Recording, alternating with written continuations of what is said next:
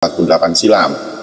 Dia mendirikan Daya Babul Mukarramah pada tahun 1980. Kemudian beliau malang melintang menghadapi berbagai fitnah keji akibat dari sifat konsistennya dalam berdakwah di masa itu.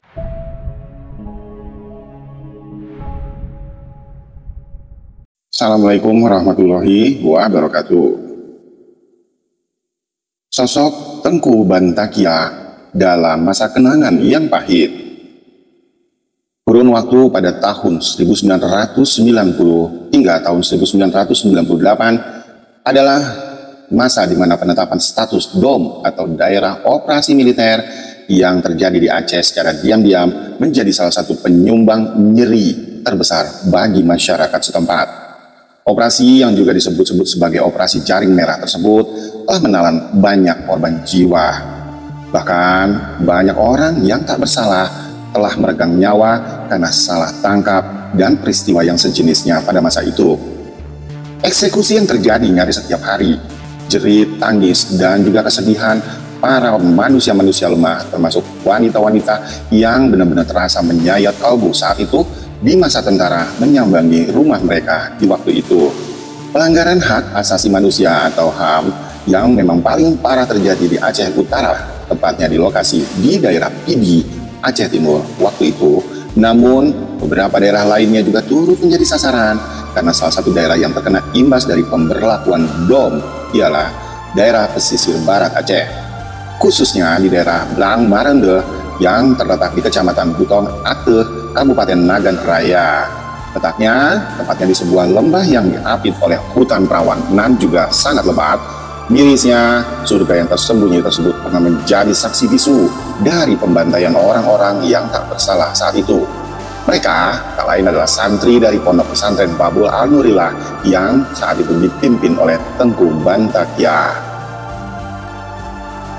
Sosok Tengku Bantakia sendiri lahir di desa Ule Jalan, Kude Sumot, Kecamatan Butong, Nagan Raya, tepatnya pada 20 Agustus tahun 1948 silam. Dia mendirikan Daya Babul Mukarramah pada tahun 1980. Kemudian beliau malang melintang menghadapi berbagai fitnah keji akibat dari sifat konsistennya dalam berdakwah di masa itu. Akhirnya, ia mendirikan pesantren Babul An-Nurillah di Desa Blang Marende atas permintaan warga di tahun 1999 silam. Lalu, ulama tersebut pun akhirnya banyak diterpa fitnah-fitnah baru. Pesantren Babul Al-Nurillah dianggap memfasilitasi anggota gerakan separatis saat itu sebagai tempat menyembunyikan alat logistik GAM. Tudingan tersebut tentunya berasal dari informasi yang dibawa oleh bawahan Kolonel Syafnil Armen, yaitu Komandan Korem Lila Wangsa. Konon ada ratusan pucuk senjata api milik GAM yang ditanam di sekitar tanah pesantren saat itu. Bahkan ulama tersebut pun dicurigai memiliki pasukan bersenjata sebanyak 300 personel. Maka akhirnya terbitlah sebuah kesimpulan yang sangat singkat bahwa Tengku Bantakia bekerja sama dengan Gerakan Aceh Merdeka atau GAM. Tanpa menunggu lama, tepat di tanggal 15 Juli tahun 1999, pesan pun dikirimkan melalui telegram kepada beberapa komandan batalion waktu itu. Isinya tak lain adalah berupa perintah untuk menangkap tokoh gerakan simpatisan beserta para pengikutnya, hidup ataupun mati. Pasukan gabungan yang beranggotakan kurang lebih sekitar 200-an lebih personel di bawah pimpinan Letnan Kolonel Hieronymus Guru dan Letnan Kolonel Sujono akhirnya berangkat menuju desa Butong Ateh. Hanya para komandan yang tahu akan terjadi tragedi mengerikan di desa tersebut. Sementara itu pasukan lainnya pun dibiarkan tak tahu apa-apa. Pasukan gabungan tersebut tiba di Butong Ateh pada tanggal 22 Juli tahun 1999 silam. Tenda-tenda pun didirikan, persiapan penyergapan pun dirancang sedemikian rupa saat itu. Warga setempat sempat mengamati kegiatan personel TNI yang datang. Mereka agak sedikit cemas dan curiga. Dan rasa khawatir bukan main karena akan ada korban berjatuhan seperti pengalaman yang sudah-sudah. Naluri yang sudah terasah mengaktifkan alarm bahaya dalam jiwa sanubari mereka. Tepat pada tanggal 23 Juli tahun 1999 silam, santri pesantren Babul Al-Nurillah pun tengah mengerjakan aktivitas seperti biasanya. Namun tiba-tiba pada pukul 11.00 Letkol Infantri Sujono membawa sekitar lebih dari 215 personel TNI yang berada di bawah kendali operasi atau BKO. Korem 011 Lili Wangsa memasuki kawasan pesantren saat itu. Mereka terdiri atas pasukan Yonif 131 dan 133, dibantu oleh satu peleton pasukan dari Batalion 328. Mereka datang tak diundang dan bertamu secara sembarangan dan kasar, dan akhirnya melemparkan tuduhan-tuduhan yang mengerikan. Beberapa pasukan menyerang secara psikologis, yakni meneriakkan nama Tengku Bantakia dengan penuh rasa kebencian, hinaan, dan juga cacian dilontarkan tanpa segan. Ratusan santri yang saat itu tengah berada di sana yang sedang mengaji pun merasa tegang dan kaget.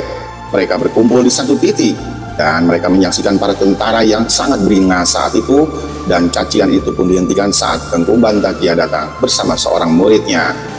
Ulama tersebut menyapa dengan ramah waktu itu, dan Letkol Sujono menyampaikan tujuan anggotanya datang ke pesantren lalu menghubungi atasannya. Akibat tak kunjung mendapatkan jawaban, Sujono pun memilih meninggalkan tempat tersebut waktu itu. Namun sayangnya, pasukan yang ia bawa telah terpancing emosi terlebih dahulu. Satu persatu santri laki-laki diminta turun dari balai pengajian waktu itu, dan semuanya diminta berjongkok di halaman, yang akhirnya kartu identitas pun mereka diperiksa. Pakaian mereka dilucuti dan menyisakan celana dalam saja. Para santri-santri malang tersebut mendapatkan penggeledahan paksa, dan tak lama Sujono pun kembali membawa kemarahan yang sempat padam, dan salah satu sumber menyebutkan bahwa Sujono memaksa Tengku Bantakia menyerahkan semua pucuk senjata yang dia tanam di halaman pesantrennya. Dengan penuh wibawa, saat itu Tengku Bantakia membantah tuduhan tersebut karena tak ada senjata di pesantren. Namun, Sujono saat itu bersikeras. Gerakan Aceh Merdeka membawa momok sangat menakutkan terkait ancaman pemberontakan. Apapun jawaban yang didengar, semuanya terdengar bagaikan tipuan. Kesabaran pasukan Sujono pun habis, dan hal-hal sepele turut dicurigai. Bahkan, antena radio pemancar yang terpasang di atap pesantren dianggap membahayakan waktu itu. Salah satu putra Tengku Bantakia, yaitu Usman, diminta untuk mencopotnya. Berhubung butuh alat agar proses pembongkaran lebih mudah dilakukan, Usman pun berniat pulang sebentar untuk mengambil perlengkapan. Tapi naasnya baru beberapa langkah berjalan, seorang tentara melayangkan pukulan menggunakan kopol senjata api yang dipegangnya. Tengku Bantakia pun mendekat, lalu coba memeluk putra kesayangan tersebut agar berhenti disakiti. Tepat saat itu juga terdengar aba-aba untuk menembak. Ulama yang disegani tersebut pun akhirnya tersungkur bersimbah darah, diikuti suara tembakan membabi buta ke arah para santri-santri yang ada di sana. Selang beberapa detik saja, sebanyak 34 santri syahid pun akhirnya mati menyusul gurunya. Santri yang masih hidup pun dibawa naik ke truk. Saat itu, berdalih untuk diobati. Namun rupanya, 23 santri yang tersisa itu pun ikut mati syahid setelah ditembak dengan brutalnya di tepi jurang tepat di kilometer 7. Kejadian tersebut adalah salah satu puncak dari pelanggaran HAM yang terjadi di Aceh. Banyak lelaki yang ditangkap saat itu dan dibawa paksa tanpa sebab yang jelas. Pencurikan pria dan wanita juga termasuk penyiksaan keji, penghilangan orang secara paksa, pemerkosaan, dan juga pembakaran desa. Pelanggaran HAM terjadi secara besar-besaran di sana. Namun miris sekali, pelakunya adalah para serdadu Republik ini. Mereka diturunkan dalam jumlah yang cukup besar, dan hal itu terjadi akibat adanya sekelompok orang yang tergabung ke dalam GAM yang menyuarakan keinginan merdeka. Meskipun pembantaian tersebut telah diproses melalui pengadilan pada tahun 2000 silam, namun tetap saja keinginan masyarakat Aceh belumlah terpenuhi. Mereka menginginkan suatu keadilan, bukan hanya pengadilan semata. Diketahui santri dari Tengku Bantakia dimakamkan secara massal di depan kantor kecik Desa Blang Murande, Kecamatan Butong Ateh, Nagan Raya. Teramat sangat disayangkan karena makam tersebut tidaklah terurus sama sekali. Berdampingan dengan makam massal para santri yang mati syahid akibat kebrutalan pasukan tentara, ada Tengku Burhanuddin, yaitu sosok yang turut meregang nyawa di hari yang sama saat itu. Peristiwa tersebut telah terjadi beberapa tahun yang lalu, namun lukanya masih terasa nyeri hingga kini dan dirasakan oleh masyarakat setempat. Kita rekam diingatan dalam kenangan yang sangat pahit. Pesantren yang seharusnya menjadi ladang ilmu agama malah menjadi tempat eksekusi brutal dan kejam. Pemerintahan Aceh diharapkan dapat menjaga kebersihan serta kerapihan makam massal santri Tengku Bantakia saat itu sebagai bentuk tanggung jawab penghormatan kepada para syuhada yang ada. Dan selain itu, keaslian pesantren yang masih dapat dilihat hingga saat ini konon masih utuh dan patut dijaga. Dengan begitu, setiap peziarah dapat melihat sendiri bagaimana rupa tempat yang pernah menjadi saksi bisu pertumpahan darah orang-orang yang tak pernah terbukti bersalah tersebut. Seperti yang pernah diungkapkan dalam The Practice of Torture in Aceh and Papua di tahun 1998 hingga 2008, kasus ini diselesaikan melalui jalan yang sebenarnya sangatlah politis, yaitu melalui pengadilan koneksitas pada tahun 2000. Peradilan ini dibentuk untuk mengadili tindak pidana yang dilakukan secara bersama-sama oleh sipil dan juga militer. Padahal kasus tersebut seharusnya diselesaikan dengan cara yang adil seadil-adilnya. Persidangan tersebut menghadirkan 25 terdakwa saat itu dengan 3 perwira di dalamnya. Ada Kapten Anton Yuliantoro, Letnan 2 Marshal Asmi, dan Letnan 2 Trijoko Adiwiono. Dan selebihnya berpangkat bintara dan tamtama serta seorang warga sipil. Meski demikian, terdapat 1 orang terdakwa yang tidak dihadirkan ke pengadilan dan tidak diketahui keberadaannya waktu itu, yaitu Letnan Kolonel Sujono yang saat itu merupakan Kepala Seksi Intel Korem 011 di Lawangsa. Proses hukum yang dilakukan melalui peradilan koneksitas, alih-alih melalui pengadilan hak asasi manusia atau HAM, dinilai tidak mampu memberikan keadilan yang substantif dan menyeluruh kepada korban. Terutama karena menjadikan kasus ini dianggap sebagai kejahatan pidana biasa dan bukan sebuah pelanggaran HAM. Trauma dan perasaan kecewa tentu saja masih melekat pada keluarga korban-korban tersebut, sebab pemerintah tidak pernah melakukan upaya pemulihan kepada keluarga korban sedikitpun.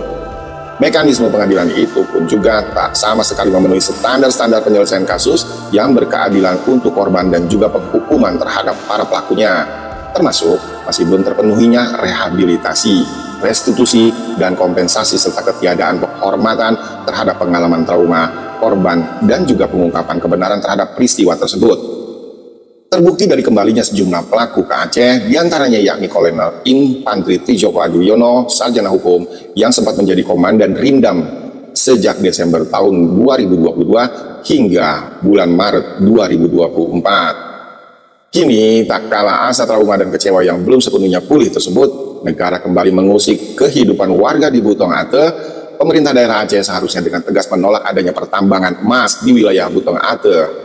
Mengingat pemerintahan Aceh sendiri memiliki kewenangan untuk memberikan izin terkait dengan investasi sebagaimana yang tercantum dalam pasal 165 ayat 2 Undang-Undang Nomor 11 Tahun 2006 tentang pemerintahan Aceh. Wilayah yang kaya akan sejarah, budaya, dan keanekaragaman hayati kembali menghadapi ancaman perusakan akibat rencana penambang oleh perusahaan tambang yang baru setelah sebelumnya izin tambang PT Emas Mineral Murni atau PT EMM yang dikeluarkan oleh BKPM RI melalui keputusan Badan Koordinasi Penanaman Modal nomor 66/1/IUP/PMA/2017 dicabut berdasarkan putusan pengadilan di tingkat kasasi dan peninjauan kembali. Wilayah hutan Butong kemudian diduga diincar oleh perusahaan lain, yakni PT Bumi Mentari Energi atau BME untuk kegiatan penambangan emas.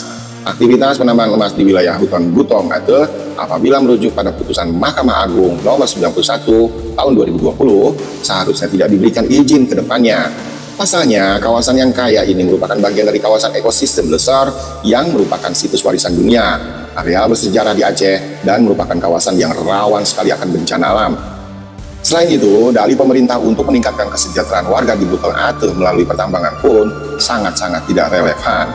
Pemerintah seakan-akan memberikan lampu hijau dan pertambangan di Butong Ate dengan adanya surat keputusan Menteri Energi dan Sumber Daya Mineral atau ESDM Republik Indonesia nomor 86 tahun 2022 tentang wilayah pertambangan Provinsi Aceh yang mencakup wilayah Butong Ate dalam peta wilayah usaha pertambangannya.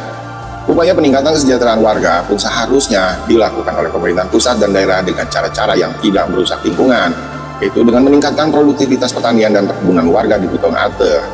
Kami masih memegang moto, bila kita tidak sanggup mempertahankan apa yang diperjuangkan oleh para syuhada, maka berusahalah untuk tidak merusak apa yang telah mereka perjuangkan, ujar Mahdi Al-Hashi, yaitu seorang putra dari Tengku Bantakia, mengenai penolakan warga Butong Ate terhadap pertambangan di wilayah tersebut. Potensi kerusakan lingkungan dan juga situs budaya dan situs sejarah seakan-akan diremehkan dan diabaikan oleh negara tercinta ini, karena hanya untuk semata-mata mendapatkan keuntungan, alih-alih melakukan pengungkapan kebenaran mengenai peristiwa pembantaian Tengku Bantakia dan memberikan pemulihan bagi korban peristiwa pembantaian dan secara nyata menunjukkan keberpihakan pada rakyat. Kasus di Buteng Atuh ini kembali menambah daftar panjang penyalahgunaan kekuasaan dan ketidakberpihakan pemerintah kepada rakyatnya. 2 dekade pasca reformasi berjalan, kita masih bisa menemukan praktek-praktek kekerasan yang dilakukan oleh aparat keamanan kepada warga sipil. Pada saat yang bersamaan, pemerintah pun tetap menggelar karpet merah bagi praktik-praktik ekonomi dan bisnis yang opresif dan tidak memperhatikan hak-hak dari warga setempat yang terdampak dari praktik bisnis tersebut. Kedua hal tersebut tentu saja merupakan 2 fitur menonjol yang terjadi selama 32 tahun pemerintahan Presiden Soeharto. Nyatanya, tidak ada perubahan sedikit pun di negara ini setelah runtuhnya rezim otoriter tersebut. Rezim pemerintah hari ini tetap merupakan rezim yang represif terhadap rakyatnya sendiri untuk kepentingan segelintir kelompok tertentu di negeri ini. Namun percayalah, ada suatu masa di mana semua amal perbuatan setiap makhluk akan ada pertanggungjawabannya kelak setelah kematiannya tiba. Sudah banyak contoh di mana para raja, penguasa, dan para pimpinan negara yang pernah berkuasa di dunia ini, sekarang mereka telah mati. Dan bagaimana nasib mereka saat ini dalam kuburnya? Hanya Allah Azza wa Jalla, Sang Penciptalah yang tahu. Karena sejatinya, usia hidup manusia di dunia ini teramat singkat. Wallahu a'lam bishawab.